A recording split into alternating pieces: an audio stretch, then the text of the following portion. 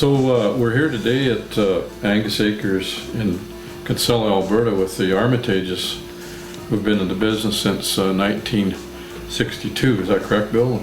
And, Yeah.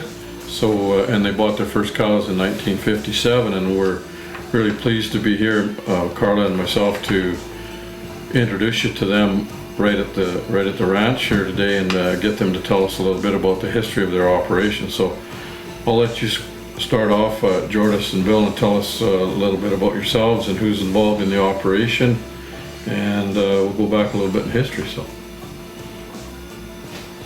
Well, we like you said, we got started and bought our first cattle in '57, and then we didn't really get into register or raising them until '62 when Jordis and I got married, built a new house, and started into the purebred Angus, and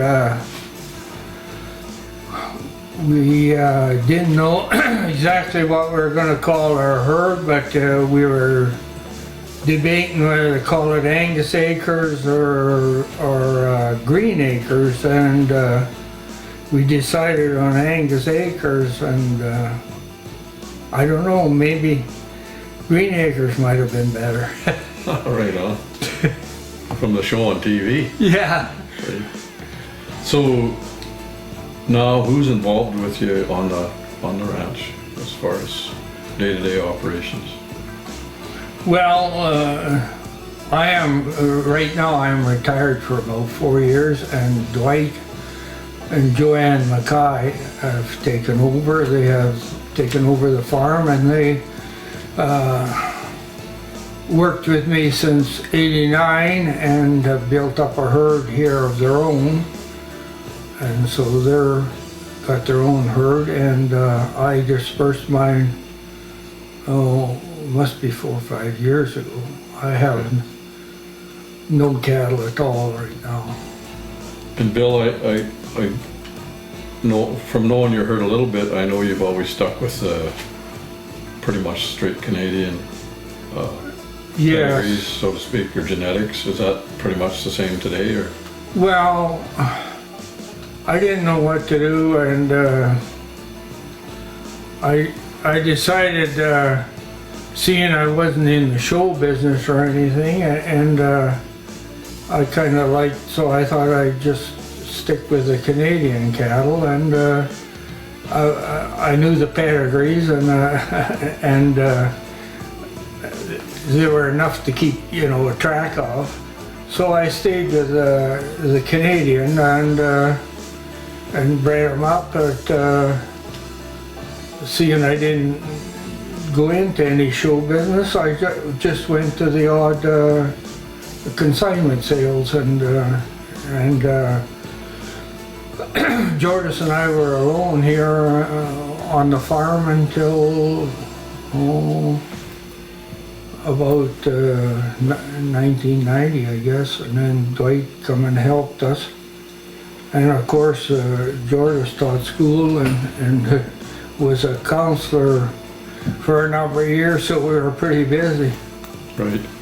So we didn't have time for doing much show business or anything. So with the genetics that you've used over the years, it must be quite attractive to buyers to keep if they're looking to use straight Canadian.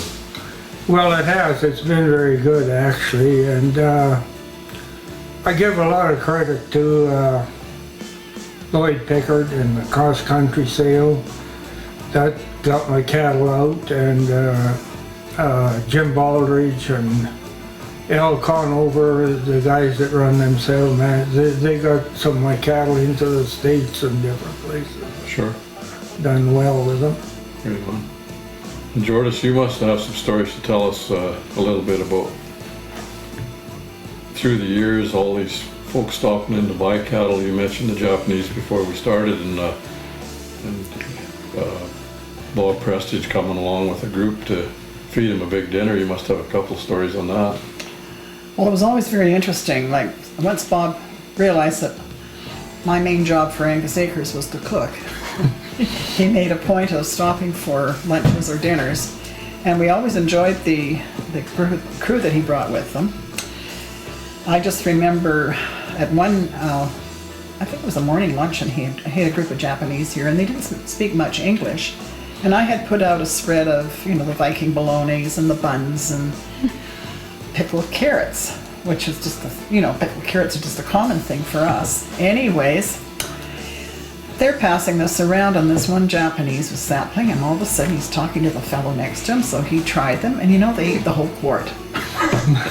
And they wanted the recipe. They'd never had pickled carrots in their life before. So cute. that was kind of cute. But Sure. no, we enjoyed them. And then, like Bill said earlier, we had some Norwegian tourists here. They used to come in from Norway and book into Vermilion, and they were looking for things for these people to do.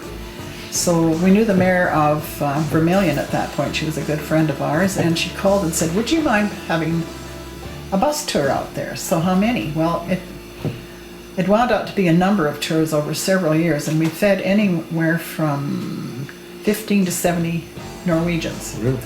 The first year or two, I think I cooked. The first time, I think I cooked for the Norwegians, thinking they would be homesick for their own food, and they said, no. We want Canadian food. So after that, it was roast beef and all the trimmings, and they just loved it.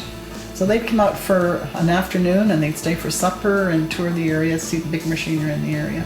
Sure. So that was fun, lots of fun. Do you remember how many countries you've sold cattle into then, as far as, I know Japan, you said? Oh, I don't know. I had them listed. There was Australia, Argentina, not Australia, Argentina. What's the other one down there? Brazil? Brazil? No, Argentina, New Zealand, Mexico, China, Japan, Russia. Lots. Yeah. So when, And the U.S. all over, Sure. the U.S. and Canada, of course. Yeah. So when you were selling heifers, bred heifers I suspect they were anyway, to say Japan, they must have took a lot of, like a few numbers out of here then. The most they took at one time was over 30 head, between 30 and 40 head. Okay, That was the biggest shipment I had, right, just out of here, yeah. sure. And I sold quite a few heifers into guys who were interested in Canadian cattle, and then the embargo come on the States, but before that I was sending into Idaho. A guy was taking a Oh yeah. 30, 40, 50 head of heifers. Yeah. So then I see, you have reds, of course, also. When did Yeah. you get started in the reds? 87. The reason I started in the reds is because everybody around here had Simmental and Charlet, Sure. and the blacks didn't work with them. They got the rat tails, I call it. So right now then, would you have about half and half, red and black? Or in your- Well, no, we always kept about 2/3, at least 2/3 blacks and a third red. Okay, Yeah, we kept most. And now I think Dwight's more to black than red too, because blacks are not a dirty word anymore. They're like they were in the 70s. so do you do quite a bit of, with your herd now, do you do all the EPDs and all that good stuff? In 1965, I think it was, or 4 or 5, I think it was 5, Chuck Hudipole come out from Edmonton.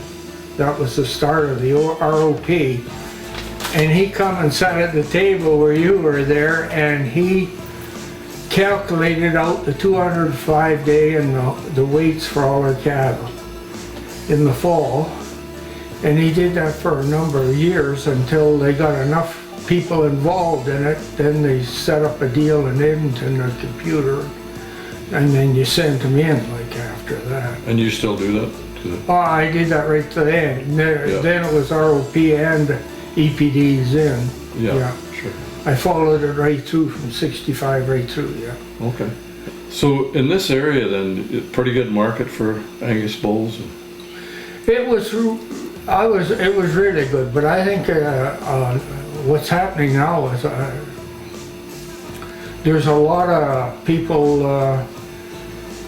the older people have gone out of cattle and been bought up or rented their land.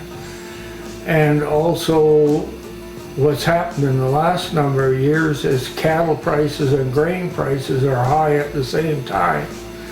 And these younger generation, if they got to choose between cattle and grain, 90% of them I think are taking grain, the way it looks to me. So the cattle numbers are down as far as herds.